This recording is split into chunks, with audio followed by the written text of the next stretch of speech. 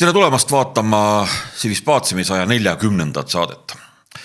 Tänases saates ma tahaksin kutsuda teid kuulama jutte julgeolekupoliitikast väga laial taustal. Eestile ei ole pandud kohustust kõigega, mis meie liitlaste ja administratsioonid ette võtavad, vastu vaidlematult ju nõustuda.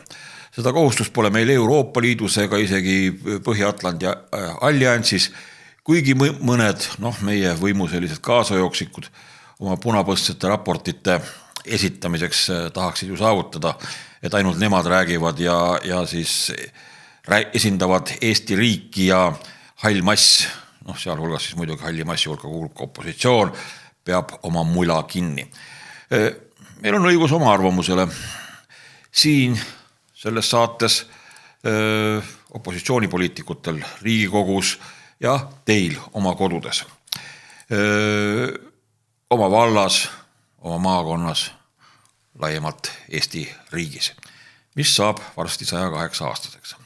Meil on saatekülaliseks Anti Poolamets, Riigikogu liige, jurist ja ajaloolane, mitmete tähtsate Eesti avalik-õiguslike nõukogude, asutuste nõukogude liige, mõisnik, kaitseliitlane.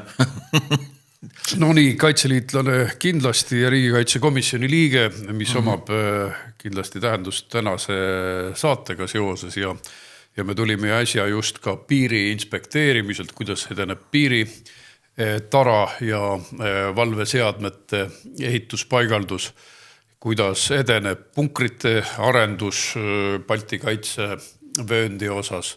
Nii et see on värske info ja seda ma võin ka alustuseks lahkesti jagada. Minu asi on nüüd, Anti, sind kui saatekülalist rääkima provotseerida, seepärast ma esitan võib-olla konksuga küsimusi, vaidleme natuke omavahel, eks ole. Ma esindan nii-öelda laia avalikkuse arvamust mõnedes küsimustes, eks ole. Peavoolu, eks ole. Peavoolu on võib-olla natuke liiga palju öeldud, aga midagi sellist. Räägime kõigepealt elektrist, see on üks kõige tähtsamaid asju, üks julgeoleku probleeme. Sul on laua peal üks sinine raamat, riigikaitse raport, Riigikogu riigikaitse raport. Räägime elektrist, et kas meil hakatakse ükskord aru saama, et Eesti turul ei ole energiakindlust. Elekter on julgeoleku küsimus, absoluutne julgeoleku küsimus. Praegu näeme, mis juhtub Ukrainaga, kui venelased nende elektritaristu segamini pommitavad, eks ole. Aga meie loodame siin peaaegu umbes sama, et me loodame siin mingisugusele tuulele ja tuugenitele ja muide energeetikaminister Sutt, vabandust, ma niimoodi otsa ütlen, sõna otsa mõttes lamises midagi nii lolli, et elekter on sellepärast kallis, et rahvas ja opositsioon on tuugenite vastu. Tere talv! Lugege muide, armas ja vaataja, loe palun eilset 4. veebruari Postimehes ilmunud artiklit Valitsus toob energeetikast tagasi kolhoosi korra, selle kirjutas Martin Helme. Muide, Davosist aga tuli sõnum, et kliimapoliitika, see tähendab kliimapaanika külvamine on läbi kukkunud. Nii ta on ja alustame kohe sealt lootustandvate sõnumitega. Sellepärast, et kliimapoliitika on läbi kukkunud juba sellepärast, et USA on seda täie hooga lõpetamas. Kõik ei olegi korraga jõudnud välja lülitada, aga üks esimesi USA presidendi otsuseid oli see, et meretuuleparkidele toetusi maksta, need tõmmatakse maha ja järjest on neid otsuseid aastaga tulnud, sealhulgas fossiilkütuste avamine, süsi, nafta, gaas, kildagaas, kõik läheb käiku ja nad on uhked selle üle, et see paneb tööstused käima, see viib energiahinnad alla, aga kujutage ette, et Euroopa, kus majandus kidub niigi, kui seal on kõige kõrgem energiahind, kui nemad siis jäävad üksi päästma maakera siis inimtekkelisest jutumärkides kliima soojenemisest, siis see lõpeb Euroopa majanduse katastroofiga, sest see katastroof tegelikult juba vormistub mitmel tasemel. Seda kinnitab Saksa majanduse allakäik ja seda kinnitab kaasa arvatud Eesti majanduse allakäik, sest me oleme ju rohepöördes kõige vapramad pioneerid, kes teevad kõige rohkem lollusi iseenda kahjuks. Ja kui alguses sa märkisid, et on ilmunud riigikaitse raport, mis liberaalide poolt marulise viha osaliseks sai, aga mis on leidnud tuntavat toetust vanade tegijate riigikaitse ekspertide hulgas, ma näitan korraks seda väärtuslikku dokumenti riigi valmisolekust julgeolekuohtude ennetamiseks ja tõrjumiseks halvenevas julgeoleku olukorras. Ehk siis Riigikogu riigikaitsekomisjoni raport. Seda võite ka saada, kui teil huvi on, korraldan teile postiga või annan üle. Olin ka ise selle töörühmas. Riigikaitsekomisjon kiitis selle heaks koos mahukate lisadega ja väga oluline koht selles on energiajulgeolekul. Nii et leheküljelt 8 raportis võimegi hakata lugema väga jahmatavaid asju, mis puudutavad tuuleparke. Tuulepargid muu hulgas kahjustavad järsult sellist tegevust nagu radarite töö. Tuulepargid kahjustavad järsult meie raadioluuret ja sõja ajal, kriisi ajal seda eriti. Ja üks Eesti parimaid raadiotehnika eksperte ütles, et sõja ajal peaks esimese asjana tuulepargid kõik õhku laskma, sest nad segavad sedavõrd meie silmi raadioluurel, et me ei näe midagi. Need tuulikulabad on nii suured ja võimsad, et see tekitab tohutu raadiomüra. Et Eestis ei olegi naljalt varsti kohta, kus seda raadiomüra ei ole, välja arvatud siis ida pool määratud see piir. Nii et see on üsna katastroofiline, seda vaikitakse maha ja nagu ma ütlesin, raadioluure eksperdid seda teavad. Aga ja sellega on ka nõus muide Reformierakonna liikmed, et see on oht nagu endine Kaitseliidu ülem Meelis Kiili ja eks neil ole siis seal kõva kana kitkuda oma enda ministriga, sest tegelikult tuulepargid on Eesti kaitseväe silmadele ja kõrvadele ohtlikud. Nüüd mõne näitena siis toon siit taastuvenergia kohta. Siin ongi lehekülg 7, ütleb raport taastuvenergia arendamise riskid. Taastuvenergia tootmise mahu suurendamine soodustab hinna volatiilsust, toob kaasa taristu kulude kasvu, vähendab majanduslikku konkurentsivõimet, lisaks tekitab ökoloogilisi ja sotsiaalseid kahjusid ning kogukondlikku vastasseisu. Ja see sama oluline punkt 7, julgeolekuriskid taastuvenergia elektromagnetilise jalajälje kaudu. Suured tuule- ja päikesepargid loovad ulatusliku elektromagnetilise kiirgusmüra fooni, mis häirib radareid, signaalluuret ja passiivseid seiresüsteeme. Kõik on mustvalgel kirjas, mõjukate ekspertide arvamus on saanud siia paberite vahele ja kui sa ütlesid alustuseks, et tere talv, no siis ongi, meil on külm talv, kliima soojenemist pole jälgegi, meil on kuni -30 temperatuurid langenud ja just siis jäävad tuulikud seisma. Kas pole hirmutav? Soomes, kus samuti on veel käredamad talved, kui meil jäävad tuulikud seisma siis, kui kõige rohkem on energiat vaja. Nii et me oleme ennast energiajulgeoleku auku tõuganud ja mõne koha pealt hullemasse auku kui Hispaania, sest kui neil on elekter maas, siis nad ei külmu ära. Aga meie külmume küll. Kui meil on võrk maas ja tuulikud ei tooda, siis -30-ga kas tõesti peavad inimesed välja minema nagu Kiievis, kus kortermajad evakueeritakse. Et nüüd me näeme, kui suur oht on energiajulgeoleku osas praegune sõgepoliitikale. No see on echt nõukogude poliitika, nii nagu Martin Helmegi kirjutab, et see on kolhoosi korra taast kehtestamine peaaegu, et küsimus on nüüd selles, et Reformierakond soosib neid tuugenite arendajaid ja tuulikumeeste kahjumlikkuse tagamiseks või tagatiseks, et nad ei satuks kahjumisse, on skeemi planeeritud kahjumis ekspordi puhul toetusmeede. Selle maksab kinni Eesti tarbija. Teine asi on see, et Eesti tootja müüb soomlastele nullilähedase hinnaga elektrit, aga selleks, et ta oleks kasu, mis maksab eestale selle nullise elektri soomlastele kinni. Ja siis me ostame selle tagasi. Üks on kindel, et elektriarvetel kõik see kajastub. Praegu on kõige jõhkramad hinnad kõige keerulisemal ajal.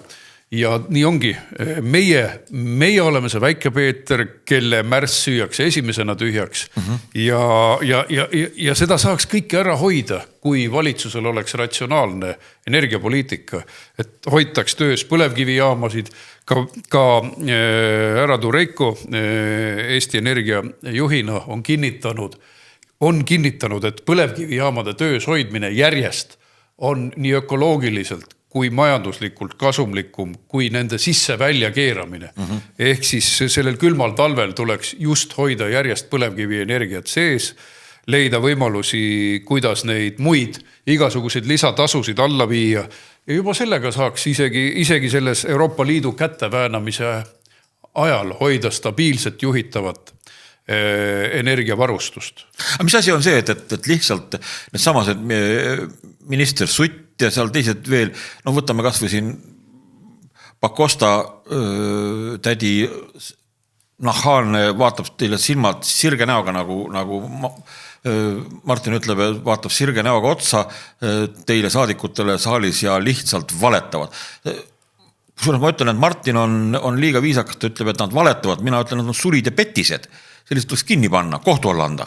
Aga kas Reformierakond on kunagi teisiti toiminud, et nende sünnitrauma on juba $10 miljoni afäär, mis algas juba siis, kui partei just äsja asutati. See oli pettus. See oli erakond oleks pidanud likvideeruma koos Siim Kallasega, kes oleks pidanud olema süüdi mõistetud. Ja muide kuulajatele meelde tuletuseks, et Riigikohus andis instruktsiooni ja see on mustvalgel loetav, et Siim Kallase asi tuleks vaadata uuesti läbi seoses valeandmete esitamisega audiitorile. Et see on Eesti õigusajaloo pärl jutumärkides, kus Riigikohtu otsust ei täidetud. See on näide, et kogu aeg on valetatud. Autorollo teemal valetati, mätsiti kinni. Webfondi teemal mätsiti kinni. Ja nii edasi. Küsimus on selles, et kui sul on kogu aeg valetatud, miks peaks arvama, et see sama seltskond hakkab äkki tõtt rääkima või ratsionaalselt juhtima? Või toome selle Eesti 200 näite, kui seltskond, kes usub 150 soo olemasolu, kas see seltskond suudab majandust ratsionaalselt juhtida? See on pidev ulmeromaanis ringi manööverdamine, üks ulme ajab teist taga, ehk siis võimatu on uskuda inimesi, kelle jaoks on sugusid rohkem kui 2 ja seda usub ju ka Reformierakond. Kui nad seda ei usuks, viskaksid nad kooliõpikus selle absurdi välja, et sugusid on 20, mida Eesti lastele õpetatakse. Et see väärtusteema peegeldab ka majandusvaldkonda kõige ehedamalt. Ja siis ongi maailmalõpu ideoloogia, CO2 paanika, Eesti rahvalt pekstakse välja 15 miljardit järgmise 10 aasta jooksul, et kogu siis energeetika lammutamist läbi viia ja kantida raha tuuleärimeestele, et see Reformierakonna vargamentaliteet saab täieliku väljenduse, ütleme saab tipu selle 15 miljardi ümberkantimises, pagan teab kelle taskusse siin lähima 10 aasta jooksul. Kuigi ma olen täitsa veendunud, et EKRE paneb selle seisma tõenäoliselt juba järgmistel valimistel. Ehk siis nii nagu sa ütlesid, me oleme juhtimiskriisis, meid juhivad sullerid, meid juhivad kaootikud, meid juhivad ulmas hõljuvad inimesed. Sul on laua peal muidega teine üks geostrateegiline aruanne Euroopa Liidu julgeolekupoliitikast on vist niimoodi. Et räägime korraks ka sellest, et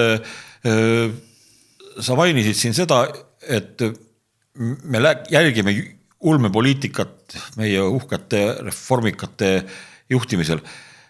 Tegelikult kõik see tuleb ju Euroopa Liidust. See on, reformikad ei ole mitte midagi muud kui pugeja partei, kes täidab sirge näoga korraldusi, mis tulevad Brüsselist. Mõtlematu üldse oma kodumaale, oma koduriigile ja nii edasi. Niisiis, vaata palun, võtta kätte see geostrateegiline summary, eks ole, mis tal kokkuvõte ja räägi, millest see dokument on. meil on tegelikult ju maailmas praegusel hetkel väga keeruline olukord, me tuleme võib-olla kodumaiste asjade juurde veel tagasi, aga räägime natukene ka aga sa võtsid väga lühidalt ja konkreetselt kokku, et see sama seltskond, kellest me just rääkisime, kui ulmas liikuv juhtkond, ta on oma tugevuse, siis tema tugevus seisneb selles, et ta saab Brüsseli poolt katust. Ta saab sealt raha, ta täidab nende käske ja vastavalt läbi aastakümnete on saadud nende fondidest ka raha. Kas e-valimiste pettus on ka tulnud Brüsseli poolt või võib olla sealt poolt käsk ja juhendid ja abi? Pigem on seda põnevusega sealt pealt vaadatud, sellepärast, et see on eksperiment, mida huviga jälgitakse. Aga siiski ma ütleks, et nii lollid ei ole olnud isegi brüsseliidid, et nad võtaksid selle massiliselt kasutusse, sest nende demokraatia võib kaotada legitiimsuse, selle kehva legitiimsuse, mis neil ongi.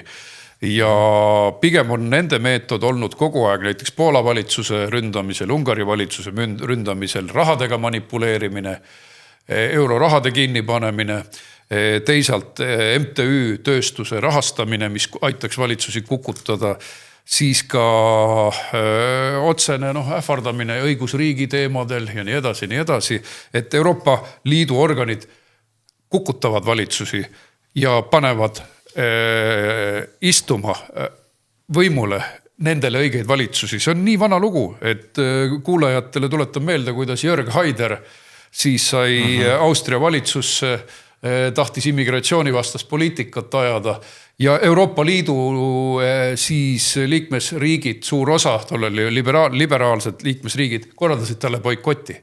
Iseseisvale riigile, kes tegi oma vastuseid nii-öelda, otsuseid ise, korraldati boikott.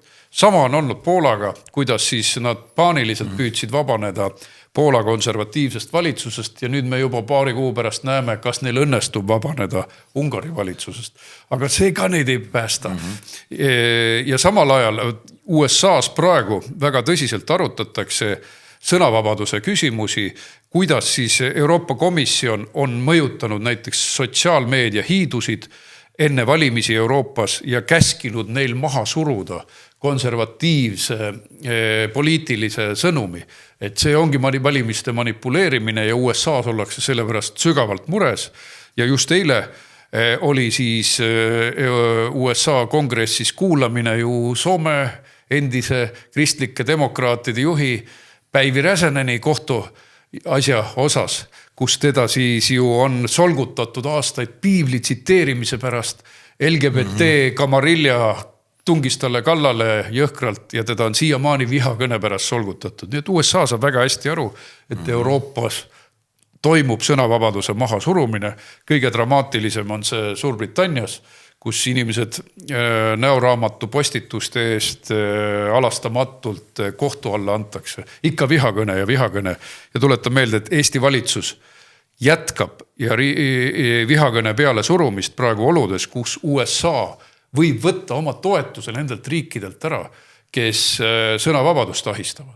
Nii et see välispoliitiline sõgedus tekitab meile raske, ka sisepoliitiline ja demokraatia alane sõgedus, demokraatia piiramine, sõnavabaduse piiramine tekitab meile raske välispoliitilise probleemi. USA on öelnud, et nad ei pruugi neid riike toetada, kes ei ole demokraatlikud. Ja meil tahetakse vihakõne ikka läbi suruda päise päeva ajal. Nii et me oleme julgeoleku kriisi lävel küll. Kas e-valimiste küsimus on ka ameeriklaste poolt üles võetud? Nad on hetkel väga sügavalt uurimas oma enda e-valimiste, siis e-lugejaid võiks öelda. Nendel on nii-öelda osaline e-valimine ehk häälte lugemine on siis masinatega elektrooniline, nii et praegu siis käib ju väga tõsine, kõige kõrgemal FBI tasemel uurimine üle-eelmiste valimiste valimisvõltsingute osas. On ka üht-teist leitud, nii et nad on kimpus oma asjaga, aga kindlasti nad viskavad pilgu peale sellele, mis Euroopas toimub. Ja need samad teemad, et kui nende e-valimised e-valimiste, e-lugejate osas leitakse tõendeid rikkumiste osas, siis nende eriline huvi võib pöörduda siia, kus on terviklikud e-valimised, mida on võimatu kontrollida. Nii et me võime olla ameeriklaste hulgas varsti väga halvas kirjas. Eesti e-valimissüsteem on Venezuela päritolu. Nii Maduro võeti kinni, kas ei saa praegu saata meie uurimiskomisjoni Venezuelasse uurima seda keissi, et kuidas see valimissüsteem üldse tekkis. Aga me saaksime USA-sse saata, sest seal uuritakse kogu seda valimispettust. Maduro ilmselt annab ka huvitavaid tunnistusi, sest nad ikkagi sekkusid USA valimistesse. Ilmselt on vaja mõningaid pangakonto väljavõtteid saada, et kuidas mõjutati teatud liikumisi, kuidas mõjutati teatud poliitilisi jõude Venezuela poolt, sest naftaraha neil oli selleks. Ja loomulikult kõik, kes tahaksid USA'd lammutada, aitavad kaasa massiimmigratsioonile. Nii et need hiiglaslikud inimmassid, mis liikusid USA suunas Lõuna-Ameerikast, nendele olid Lõuna-Ameerika diktaatorite abi garanteeritud. Aga muidugi töötasid nad koos Sorosega, kes ühtlasi on ju demokraatide partei juhtiv rahastaja. Nii et see korruptiivne masinavärk on gigantne. Ja ärme unusta, et Soros on ühtlasi ka Euroopa massiimmigratsiooni mahitaja hiiglaslike summadega. Ma ütleks, et mitte korruptiivne võrgustik, vaid kriminaalne võrgustik. Ma tahtsin just siia juurde lisada seda, et nüüd andke andeks, ma ei mäleta praegusel hetkel selle USA osariigi või suure linnapea nime, kes neil päevil just ütles midagi sellist, et Soros rahastab neid siis piirivalve ja immigratsiooniametnike reidide vastaseid väljaastumisi, mis USA's toimud ja kus on juba olnud inimohvrit, eks ole. Seal on kinni makstud Sorose agendid, kes peavadki karjuma politseid, piirivalvureid ja immigratsiooniametnikke provotseerima. Me näeme siin fotosid või videoid YouTube'ist, kus nendele nõndanimetatud rahumeelsetele demonstratsioonidele minnakse püstolid vöö vahel, mis oli ka selle fanaatiliseks aetud õnnetu juudipoisi surma põhjuseks, kes kuuli sai, ta võttis, jah, ja nii edasi. Ja need inimesed on kinni makstud Sorose poolt. Massiliselt on ta läbi ajaloo neid kinni maksnud. Ja miks peaks me kahtlema, et nüüd on teisiti?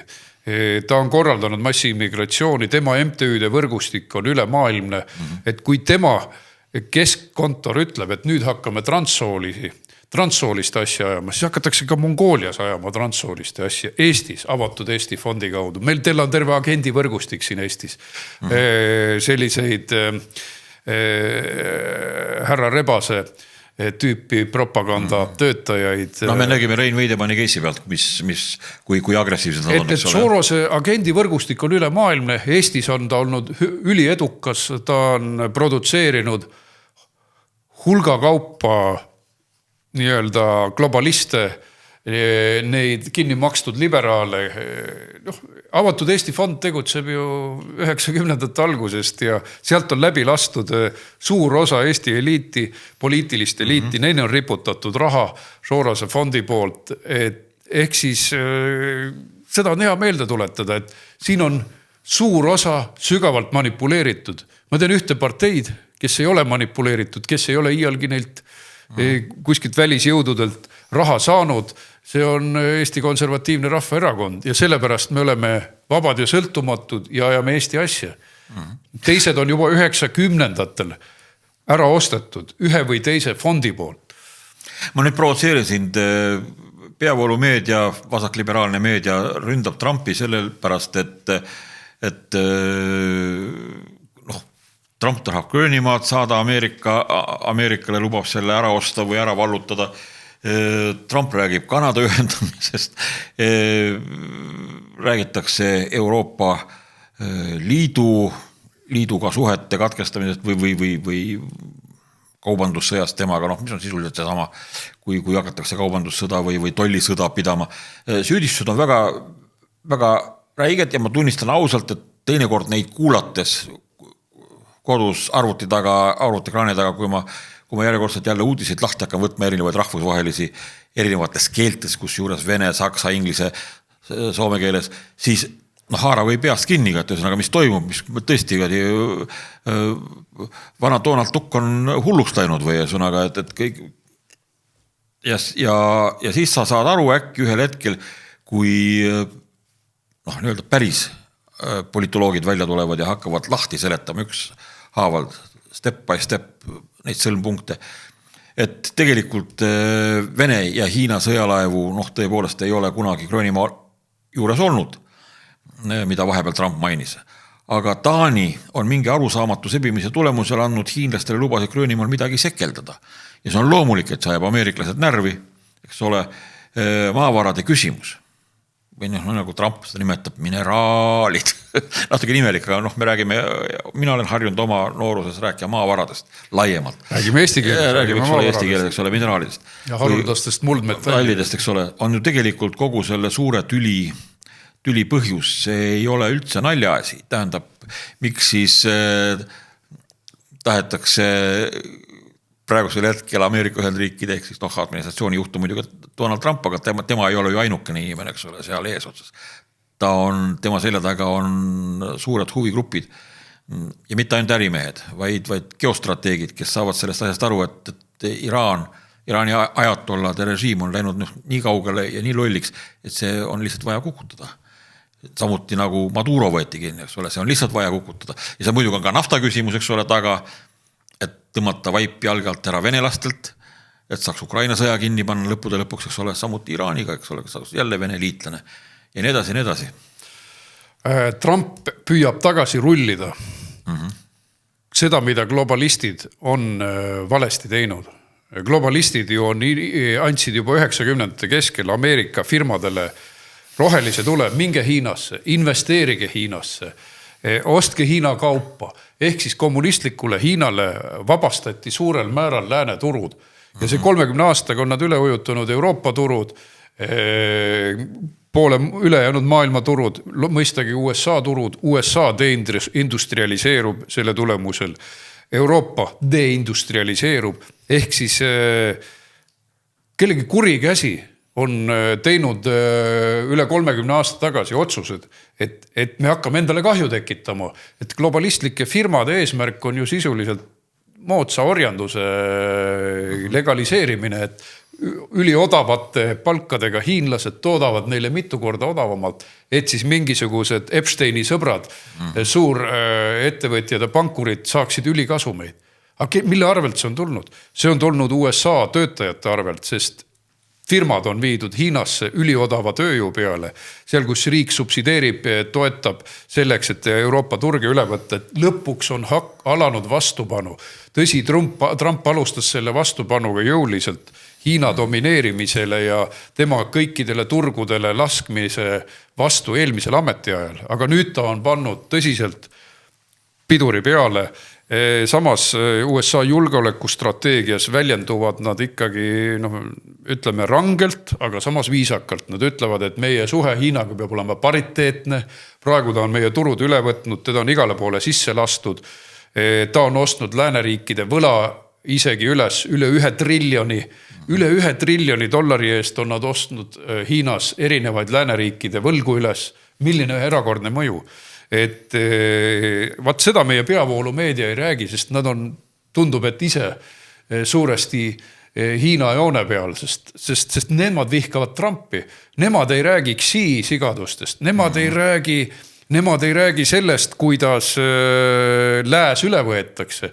Siis vaata see, mida sa alguses ütlesid, et meedia tekitab masendust, et küll see USA on hirmus, aga see näitabki, millise haleda manipuleeriva meedia ohvrid me oleme.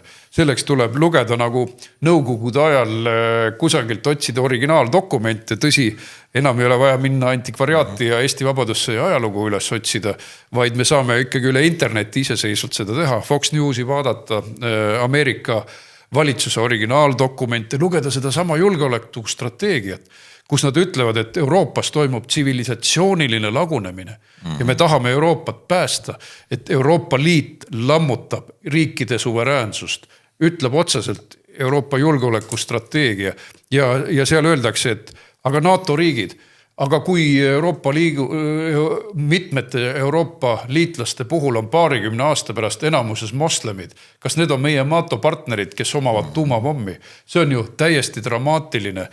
Keegi ütles tõe välja ja meie liberaalid, meie liberaalne manipulatiivne meedia on paanikas ja kogu vihkamise suunab USA suunas.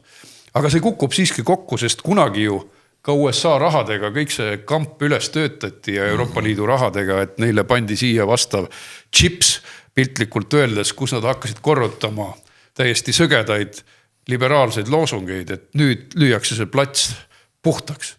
Ja korraks veel siis selle globaalse vastasseisu juurde minnes, USA uus julgeolekustrateegia ütleb, et Hiinat tuleb ohjeldada nii kaubanduslikus plaanis, kus ta manipuleerib oma riiklike dotatsioonide abil, oma investeeringute abil, kui ka julgeoleku mõõtmes, et USA peab relvastuma, hoidma ära ka sõjalised konfliktid Taiwani ümber, hoidma rahu Vaikse ookeani regioonis. Hiina võttis üle Panama kanalit. Loomulikult USA oli äärmiselt mures sellepärast, et nende elusoond ostetakse üles. Hiina kontrollis suuresti Maduro narkokartelle seal ja tegi hiiglaslikke investeeringuid. USA lõikas selle järsult läbi. Siis Gröönimaa puhul käis juba võidujooks. Hiina delegatsioonid käisid üksteise järel Gröönimaal uurimas, kuidas saaks seal maavarasid kaevandada.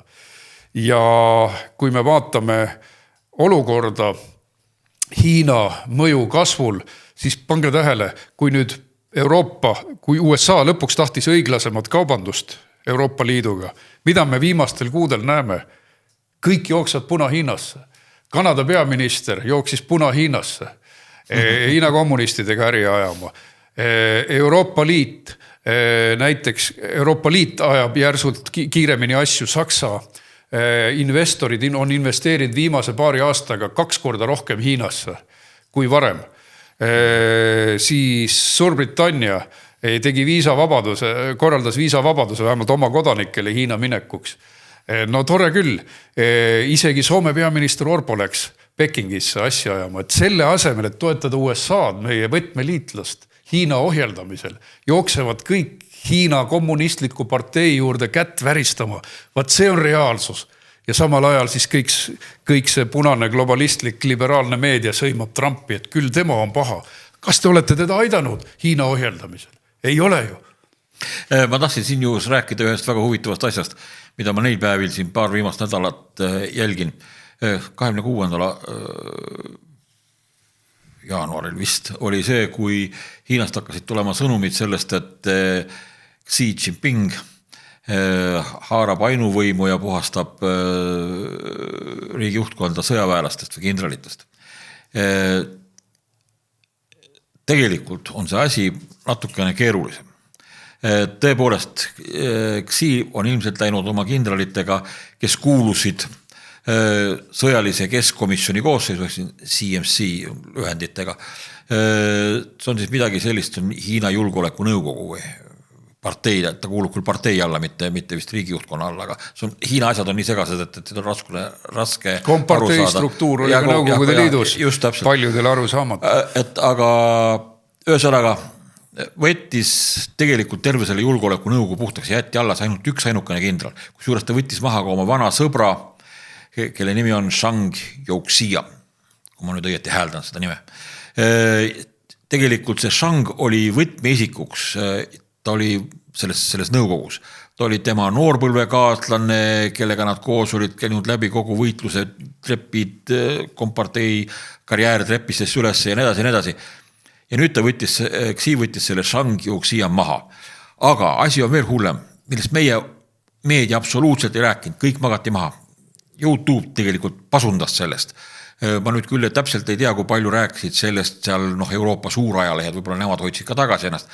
Aga see näitab seda enam, et meie meedia kordab ainult seda, mida suured ees räägivad ja oma mõistus nagu üleüldse enam ei ole, oma nii-öelda uudise hanke võimetki ei ole. Asi oli selles, et kindralid tegid vasturünnaku Xiile. Kuuldavasti kindralid tahtsid võtta maha Xiid ja küsimus on selles, just nimelt Taiwani küsimus. Xi tahab Taiwanit ära võtta, tahab kindlasti seda saada, see on just kui tema võimu nii-öelda enesekehtestamise üks selliseid võtmeküsimusi. Ja kindralid ütlevad, et Hiina armee ei ole selleks valmis. Me ei saa seda teha, eriti selle, mida ka käskis teha Xi, et 2027. aastaks peab Hiina armee selleks valmis olema. Kindralid ütlevad, me ei suuda. Hiinal pole isegi sõjakogemust ja tegelikult see tähendab suurt sõda, võib-olla isegi maailmasõda, tuumalööke, sest kindlasti astuvad Taiwani kaitseks välja ameeriklased ja häda, siis pärast seda, eks ole. Ja kindralid tahtsid Xiid maha võtta.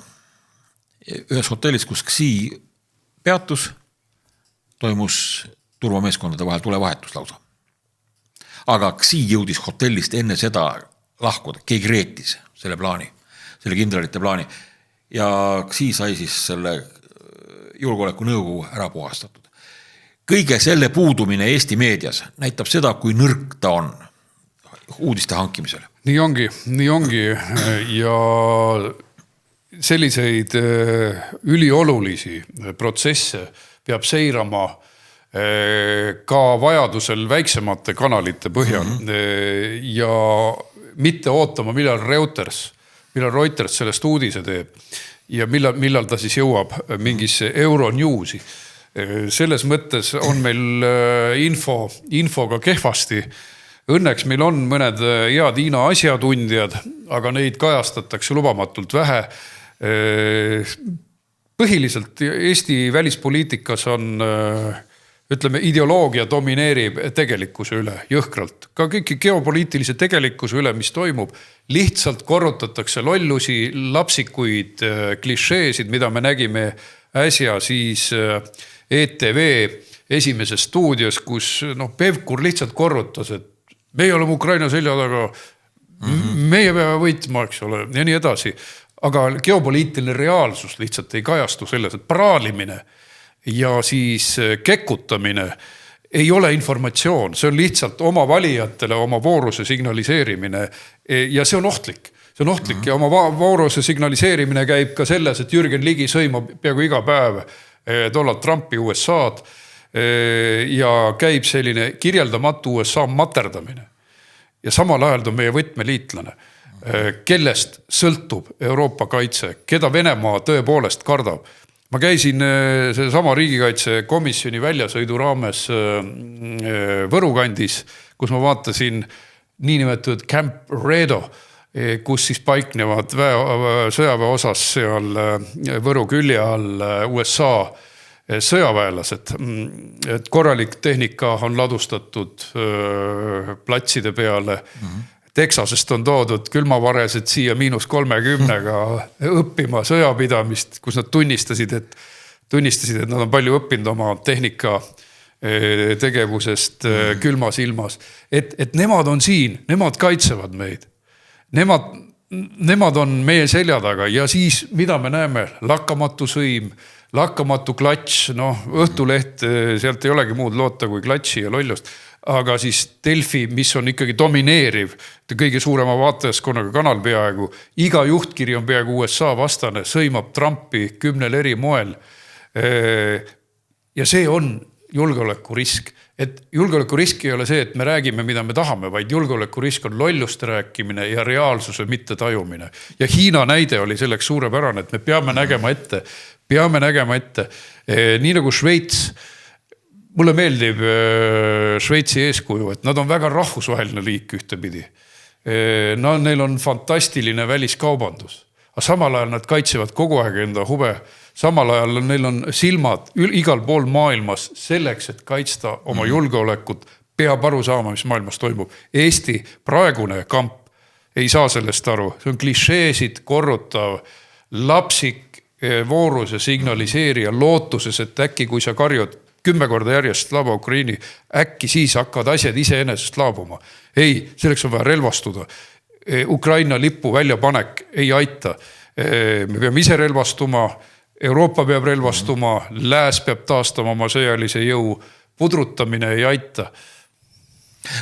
Kindral Kiilil oli eile Postimehes, kui ma ei eksi, Postimehes, artikkel, mis kadus äkki ära.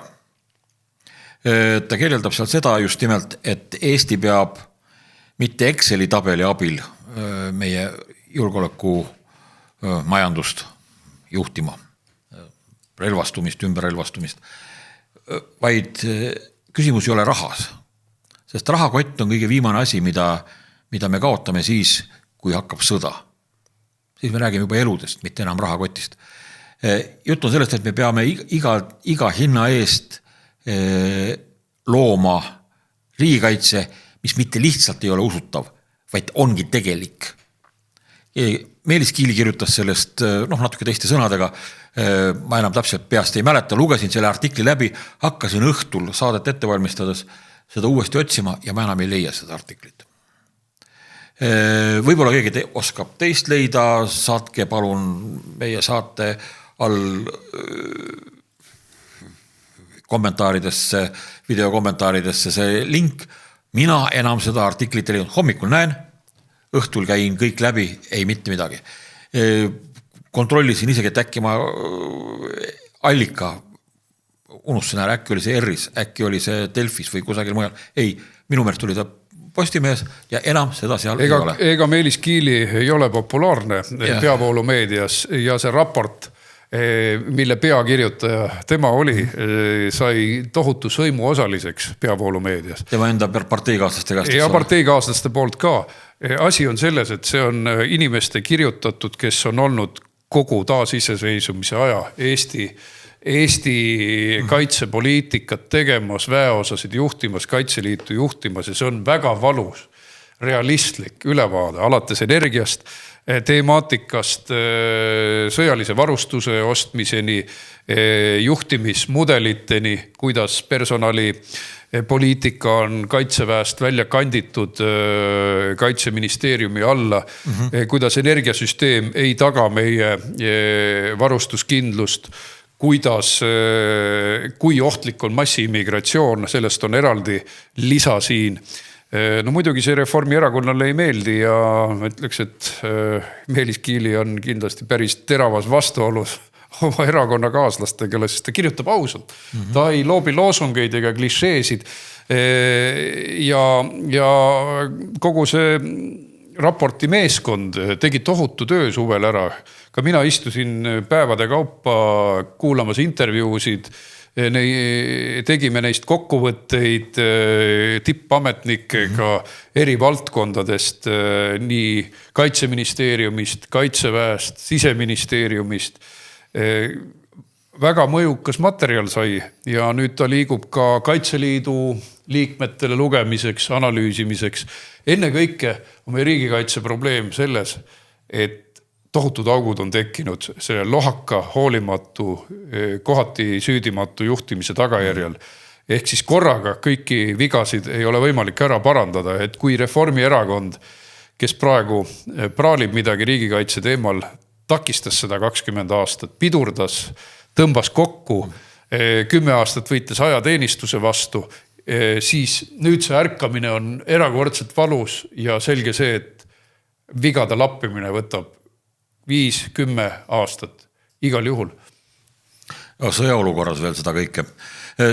Sa rääkisid sellest, et me ei tohi mingil juhul oma pealiitlaste ehk ameeriklaste vastu lollide argumentide või lollide käikudega astuda. Aga ameeriklased pole ainsad.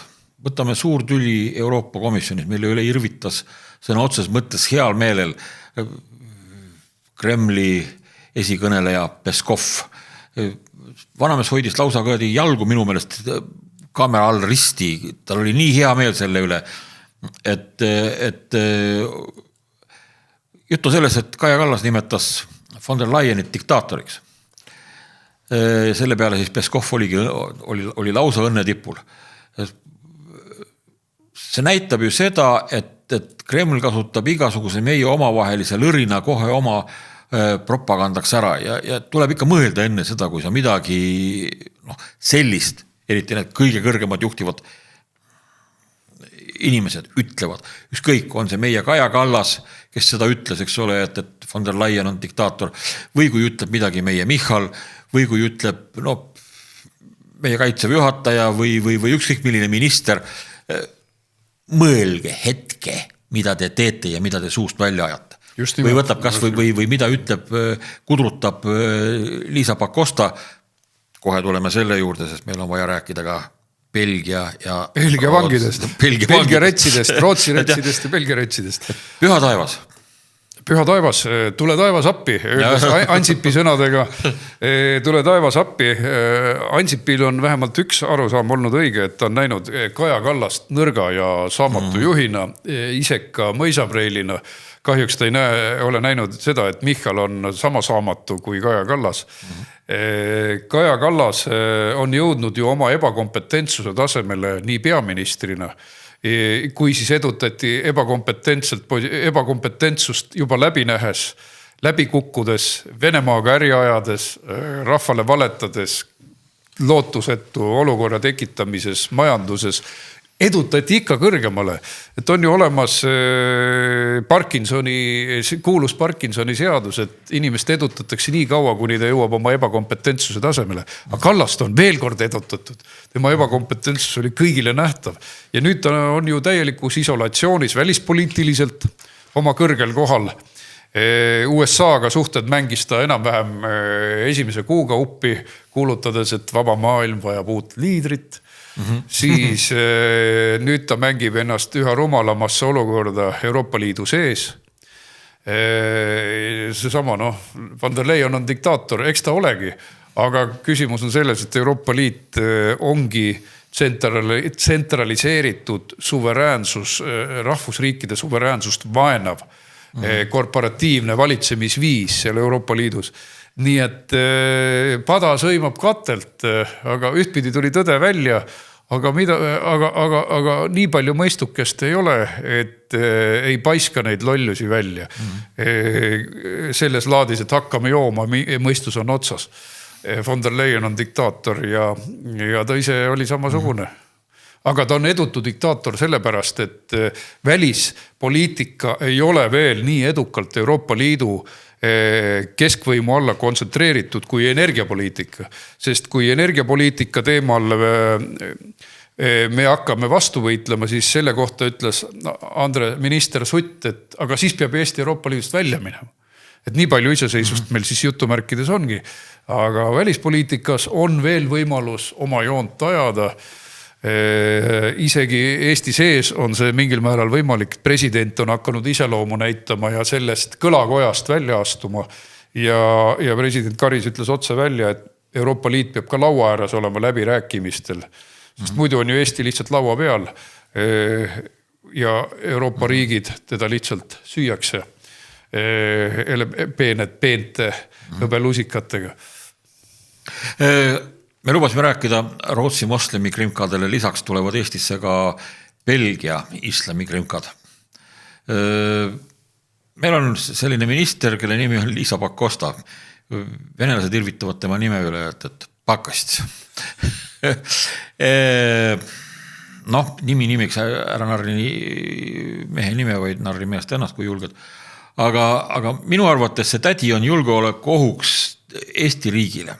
Rääkimata sellest, et tema komme visata nagu tedrekukk või tedrekana pea kuklasse ja lihtsalt kuristada midagi, mis iganes sülg pähe toob, seda ta jahub. Mäletame siin vist isa või ema on mees ja isa on mees ja mis asja ta Riigikogu, see oli Riigikogu puldis kusjuures, ajas niisugust sokki suust välja. Pakosta kinnitab, et vanglakohtade renti ei arutata belglastega ja tegemist on vaid õigusruumide analüüsiga. Samal ajal räägib Belgia asüüli- ja migratsiooniminister Anneleen van Bossuit, kui ma nüüd õieti hääldan, just Eesti vanglakohtade rentimisest. Muide, sellest kirjutas Facebookis ka sinu enda abikaasa eile õhtul. me räägime tegelikult Belgia dokumentideta kinnipeetavate majutamisest Eesti vanglatesse. Avalikust püütakse ilmselgelt rahustada sõnamänguga, et need on nagu dokumentideta inimesed. Tegelikult nad on moslemid. Tuuakse jälle uus laevatäis moslemi vange meie vanglatesse. Nendel isikutel, nendel puuduvad isikut tõetavad dokumendid, me ei tea üldse, kes nad on, kelle päritolu ei olegi võimalik tuvastada, kes ei tee koostööd õiguskaitseorganitega, Euroopa õiguskaitseorganitega ja keda ei saa Euroopast välja saata selle pärast, sest päritoluriik keeldub neid vastu võtmast või rahvusvaheline praktika seda lihtsalt ei luba. Praktika ei luba. No siis tuleb see praktika luua minu arust, aga nii on. Ja nüüd ühesõnaga tahetakse neidki tuua meile siia. Ma vean kihla, et tegelikult need inimesed ei käinud siin mitte niisama, vaid mingisugune eelkokkuleppe oli juba olemas. Me rääkisime Riigikogus korduvalt ja korduvalt, et avatakse Pandora laegas, kui tuuakse siia Rootsi retsid vanglarendi lepingu alusel. Ja nüüd on see juhtunud. Ja see, et tahetakse häma, see ju samalugune lugu oli Rootsi vangidega alguses. Me alles uurime, meil on mingid konsultatsioonid, aga äkki oli leping laual ja väga kiiresti ratifitseeris Riigikogu selle ära. Ja nii see käibki, et meist tahetakse teha Euroopa vanglasaart, Alcatrazi. Ma tahtsin kiiresti vahele küsida sellise küsimuse, et kas see, kui me näiteks praegusel hetkel keelduksime Rootsi lepingust, kas meil tuleks maksta mingit trahvi neile või mingit teeneid, raskeid teenuseid osutada või mis? Seda peab lepingust vaatama. See oli päris hulk artikleid. Kas meil on ka mingisugused kohustused selle lepingu katkestamisega seoses, aga isegi kui on kohustused, siis see tuleb, varem või hiljem tuleb see ära lõpetada, mistõttu, mida varem me lõpetame, seda parem. Nii et ootame järgmisi valimisi pingsalt, sest esimese asjana peaks iga normaalne koalitsioon, kui see eriti mõistagi, kui see on konservatiivne koalitsioon, selle lepingu järsult lõpetama. Siis on kahju igal juhul väiksem, kui see harjumus tekib, et Eesti on Euroopa vanglasaar, et juba Belgia kuulab maad, on teisigi riike, kes on maad kuulanud. Albaania, Eesti, vaata, Eestisse tulevad ikka nagu kuidagi need pahelised asjad kokku.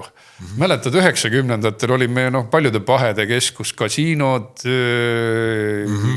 sellist inimsmuugeldamist juhtus, ka prostitutsiooni oli laialdaselt, narkoäri, kõike tapmisi. Prostitutsiooni lausa romantiseeriti siin, eks ole. Et see oli massiline, aga nüüd tuleb see tagasi, et meil tuleb siin kasiinoseadusandlus, et teeme Eestist kasiinoparadiisi, siis teeme Rootsi retside ja Belgia retside paradiisi. Mäletame, et veel hiljuti oli Eesti rahapesu tähtsaim saar kogu Euroopas, et paraku nad toovad selle mageda 90-ndate Ida-Euroopa kuvandi ka tagasi, et Eesti on mingisugune prügikast, kuhu kõik sisse laetakse. Isegi Epsteini failides oli ju pilt paraku selline, et kõige rohkem käidi siis tüdrukuid inimkaubandusele. Inimkauplejad tahtsid neid ahvatleda Riiast, aga käidi ka Eestis ja on tõendeid, et osad noored naised siit ka leiti. Et samamoodi, kasiinosaar, vanglasaar, inimkaubanduse saar, kas veel on midagi puudu? Ma mäletan, et mingisugused taibudest, jutumärkidest taibudest ärikad tahtsid ju meile siia Euroopa kasutatud autorehve tooma hakata mägede viisi ja mingi prügisaareks teha meid või üldse prügi sisse tooma hakata ja nii edasi. Muidu sa rääkisid Epsteinist, et Epsteini kohta räägitakse ju ka seda, et tegelikult Epstein ei pruukinud kõike seda ise välja mõelda, et kõik see asi võis olla välja mõeldud hoopis Lubjankal Moskvas ehk siis KGB peakorteris. Ja kõik see tüdrukute saar või see alaealiste seksisaar Epsteini käes. See on tegelikult, venelased nimetavad seda vene keeles medovoja lavuška ehk siis meelõks. Eesti keeles võime ka lihtsalt nimetada litsilõksuks, vabandust, väljenduse pärast. Aga see on luurete reaalne meetod. See on luurete reaalne meetod, millest rääkis muide kuulus Juri Bezmenov. See on ära kalanud Vene nõukogude omaaegne APN-i žurnalist, ajakirjanik, tegelikult agent, aga ta lihtsalt kargas Ameerikasse ära ja rääkis kõigest sellest juba 70-ndatel, nüüd on kadunud meest, ta on juba taevariigis, aga ta peab loenguid, need loengud on saadaval nii vene kui inglise keeles, otsige YouTube'ist üles, pange sisse Juri Bezmenov, Juri siis inglise päraselt kirjutatud Y-ga, Bezmenov. 70-ndalt rääkis ta kõigest sellest, mis hakkab maailmas toimuma, kuidas luuakse vari MTÜ-sid ja nende kaudu rahastatakse varifirmasid kõige ja arvatavasti võib üks sellistest tegelastest olla Soros. Sest kuidas siiski 47. aastal, kui Ungari oli juba ära pööratud ja sotsialistlik, kuidas see mees sealt ikkagi Inglismaale pääses ja kes seda seal aitas tõusta ja nii edasi ja nii edasi. Küsimusi on väga palju ja Vene infiltratsioon algas juba aastast 1917 koheselt, sest Nõukogude Venemaal oli palju austajaid, lääneriikide aferistide, hullude, aga ka väga ratsionaalsete toimijate hulgas. Sellepärast viidi Venemaale ju Nõukogude Venemaale tohutuid rikkusi ja aidati Nõukogude võimu majanduslikult üles ehitada. Muide ka Fordi autotehas, kuulsad gassid on... Armand Hammerit tuletame meelde, eks ole. Armand Hammer oli üks, kes äri hakkas ajama. Aga neid oli palju. Aga see oli gigantne, et motoriseerida kogu Nõukogude armee. See oli Fordi tehas, mis sinna tuli.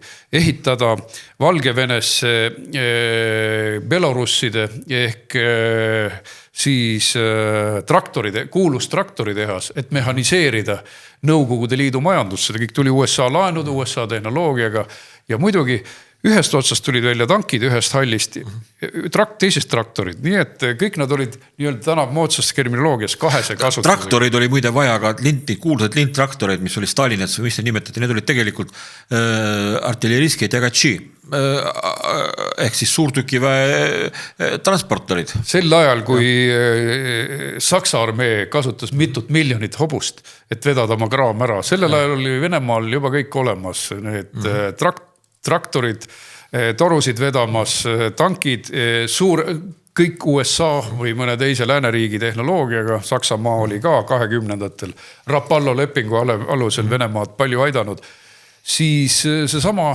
joon on jätkunud. Küll tagasilöökidega, näiteks Reagan hakkas juhet välja tõmbama sellel nõnda nimetatud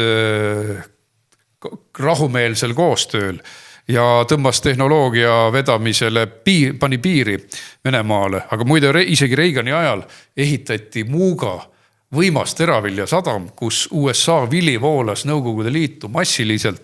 See oli hiiglaslik teraviljasadam, et Nõukogude Liit mitte nälga ei jääks. Aga samas Reagani ajal pandi pidur siis Venemaa naftatuludele. See oli väga tähtis. Ja seda sama on hakanud tegema ka Trump lõpuks ometi. Ta võtab India ette, kes ostab Vene naftat. Juba tundub, et India kuuletub ja tõmbab kokku, sest tollid on nii karmid, tollirünnak on karm. Paneb seisma Venezuela naftamajanduse Venemaaga. Ehk siis Reagani Afganistani sõjaaegne poliitika, ma arvan, hakkab vilju tooma, sest Vene sõjamasin võib siis kokku joosta, kui tal ei ole enam naftarahasid. Ja kogu tavaline tsiviilmajandus elatub ju ka naftarahadest. Nii et see on õige strateegia. Seda ma ootasin Donald Trumpilt ja ainult tema suutis seda teha. Miks? Sest teised uskusid rohepöördesse ja hoidsid selle usu tõttu nafta hinnad kõrgel, sest oli ju vaja maailma päästa ja fossiilkütused olid pahad. Trump on seda kohe hakanud tegema ja sellel minu hinnangul saavad olema reaalsed tagajärjed ka rahulepingu sõlmimisel, sest ühel hetkel hakkab Venemaal majanduslikult nii valus, kui ta ei saa naftat ja gaasi piisavalt müüa. Nii et Venemaa mõju on tohutu. Epsteini fainide juurde nüüd tulles selle pika ringiga, siis ma pigem arvan, et Venemaa agentuurid võisid olla kursis mingil määral, mis selle Epsteini võrgustikus toimub. Aga luureagentuurid, kelle kasuks ta töötas, olid ühed teised. Seal dokumentides, mis avalikustati, räägitakse ka Epsteini ja Putini võimalikust kohtumisest. aga see siis kogu see Epsteini punt oli nagu mingisugune hübriid organisatsioon, kus öösel kupeldati noori naisi, alaealisi erasaartele, kogu see liberaalne eliit domineeris seal, üksikud teised, kes sinna sattusid, see oli Clinton, demokraadid, Epstein oli ju demokraat, Trump tõmbas talle ju temaga suhtlemisel juhtme välja juba väga varakult, kui ta nägi, et ta noori naisi kimbutab. Aga demokraadid isegi praegu propagandasõjas iga hinna eest proovivad mõnda Trumpi pilti panna Epsteini kõrvale, et jätta muljet, et tema ka. Tegelikult Trump oleks ammu hävitatud, kui tal oleks seal midagigi olnud. Nüüd siis, kui me vaatame, kuidas Epstein töötas, öösel siis hämaruse varjus ja päeval kirjutab, ma ei tea, kes need kirjad tegelikult kirjutas, sest seal miljonite kaupa on materjali ja e-kirju.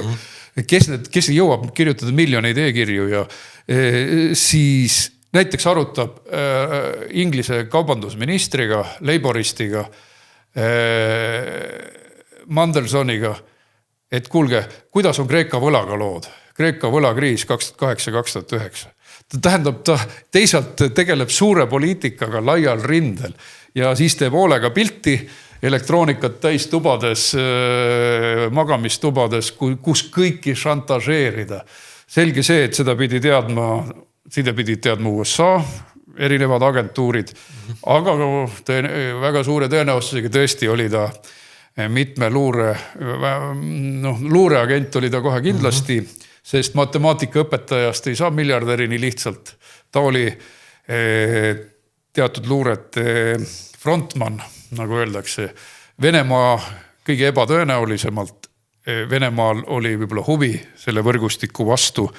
Venemaalt toodi tüdrukuid. Ta suhtles kõigiga ja oli nii-öelda mitteametlik välisministeerium. Põrandaalune välisministeerium.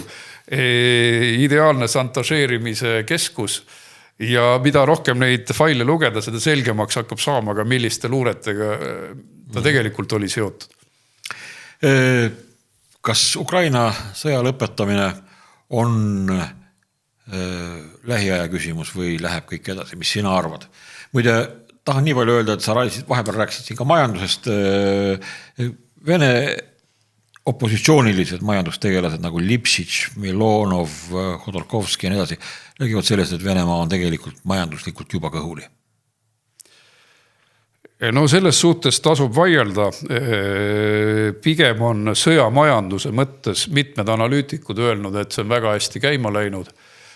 Ka tänu Hiinale ja Iraanile on see hästi käima läinud, et tal on see telg tagala väga tugev, ka Põhja-Korea on siiski väga palju aidanud mürskudega, tööjõuga. Nüüd tuuakse Indiast tööjõudu 10 000 kaupa. Iraan varustas erinevate droonidega, naftaga. See näitab seda, et ajatollad on vaja kindlasti kukutada, eks ole? Aga ajatollad kukutavad ennast ka ise, sellepärast, et sadism oma rahva kallal, tuhandete inimeste mõrvamine tänaval ja siis selline vabaduste toores piiramine on ikkagi oma rahva tagajalgadele ajanud. Tõsi, et see ärritus plahvatas välja ka selle tõttu majanduslik olukord oli kehv, aga kui Riigikogu tegi oma avalduse Iraani rahva toetuseks, siis mina, kes ma olin seal töörühmas, panin ühe olulise asja avaldusse sisse. Et see ei olnud lihtsalt, et mõistame hukka, vaid Iraani rahvas peab vabadel valimistel saama oma tegeliku tahte väljendatud. Et sealt ei sekkuks välisjõud ei läänest, ei Hiinast, ei mujalt, vaid tagada see, et tegelik demokraatlik valik oleks selle rahva käes. Ja see ei ole ju ka hea lahendus, kui tuleb uus diktaator, kes jälle hakkab tänaval inimeste pihta tulistama, et vabad valimised.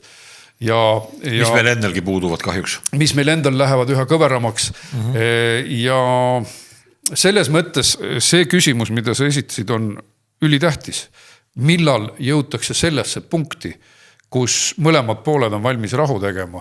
Aga kuulsad sõjandusteoreetikud on öelnud, et siis, kui mõlemad pooled on nagu vasta seina, see tähendab, et Ukrainal hakkab kustuma sõjaline võimekus, et ei tule piisavalt lääne abi, näiteks USA moona abi, relvastusabi, Euroopast ei tule piisavalt raha, venelane ähvardab läbimurdudega, et hoida sedagi, mis alles on. Ja Venemaa poolel on kriitilise tähtsusega just nimelt see sama nafta gaasi küsimus, selle jaoks on võtmetähtsusega Trump, aga see samas võtab aega, et Venemaale avaldakse mõju, sest nüüd alles on Trump suutnud juhtme välja tõmmata.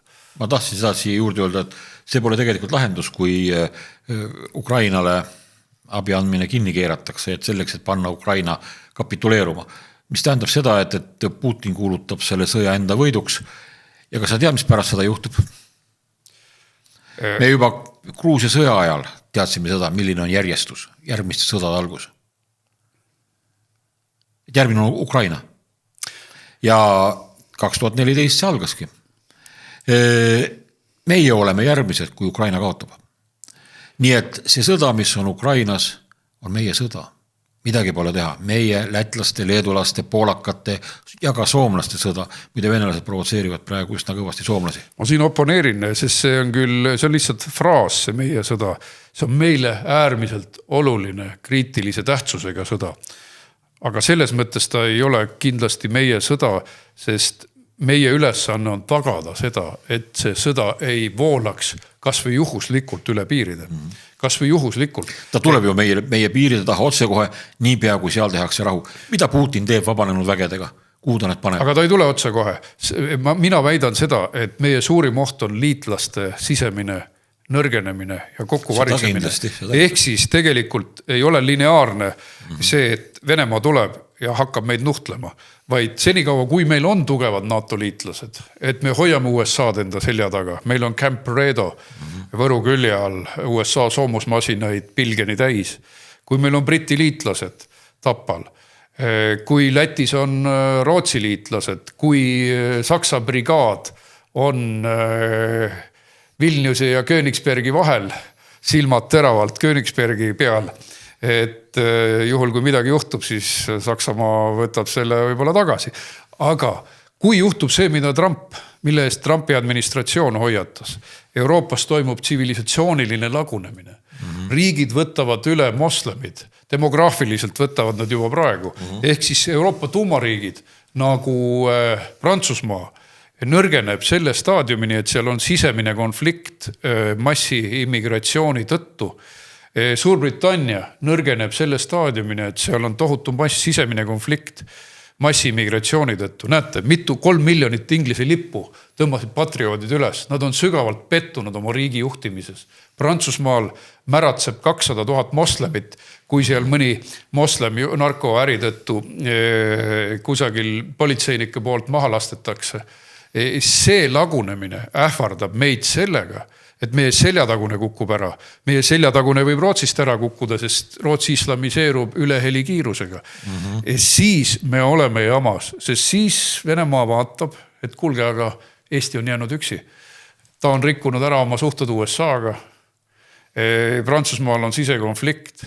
Rootslased tegelevad oma sisemiste asjadega.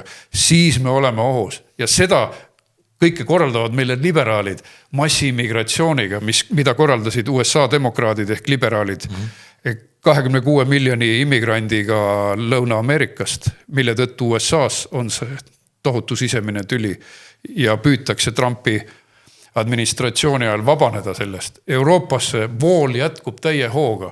Nüüd tehti uus leping, et erinevad India töötajad saavad endale pered koju tuua. See võib tähendada miljonit uut immigranti. See Euroopa tsivilisatsiooniline lagunemine on meie suurim julgeolekuoht ja seda korraldavad liberaalide jõugud. Kui me sellest ei vabane, siis meie julgeolek on ohus. Senikaua, kuni meil liitlased püsivad ja relvastuvad ja taas relvastuvad, on meil lootust. Ma teen siia lõppu veel nalja, kui sa lubad. Äkki tuleb nende liberaalide poliitika tagajärjena, et meid on migrantidega üle ujutatud. Peame lõppude lõpuks põlvili Moskvasse rooma, et venelased aidake. Sest teie olete ainsad, kes suudavad veel olla resoluutsad. Sellest räägib Eesti ajakirjandus vähe, et Moskva ja Venemaa islamiseerub sama kiiresti kui lääs. Moskva kubiseb Ramadani palvetajatest, et tegelikult see on globaalne probleem. Ka Venemaa on tsivilisatsioonilises lagunemises islami demograafilise mõju tõttu, islamiseerumise tõttu ja Ukraina sõda kiirendab seda protsessi, Venemaa tsivilisatsioonilist lagunemist, sest niivõrd palju mehi hukkub ja võiks öelda, et islam võtab Venemaa üle demograafiliselt enne kõik, et see praalimine ei aita. Tšetšeenia elab šariaadi seaduste järgi. Ei aita see, et vannutakse justkui Putinile truudust. Tege on šariaadi alusel elava eduka islami, ütleme siis enklaaviga Venemaa sees. Pseudoriikesega. Aitäh sulle, Anti, et sa tulid saatesse. Kohtume sinuga vist mõnikord veel. Meil läks sinuga jutu ajamine väga põnevaks lõppude lõpuks. Peaks veel tund aega rääkima, et kõik ära rääkida saaks. Mu saateplaangi oli palju pikem, kui tänasest saatesse mahtus. Me oleme üle tunni aja rääkinud. Aitäh headele kuulajatele. Aitäh, et vaatasite. Me kohtume teiega jälle nädala või paari pärast, 3 pärast, siis kui tekivad uued teemad, seniks teil kõike head ja nägemiseni.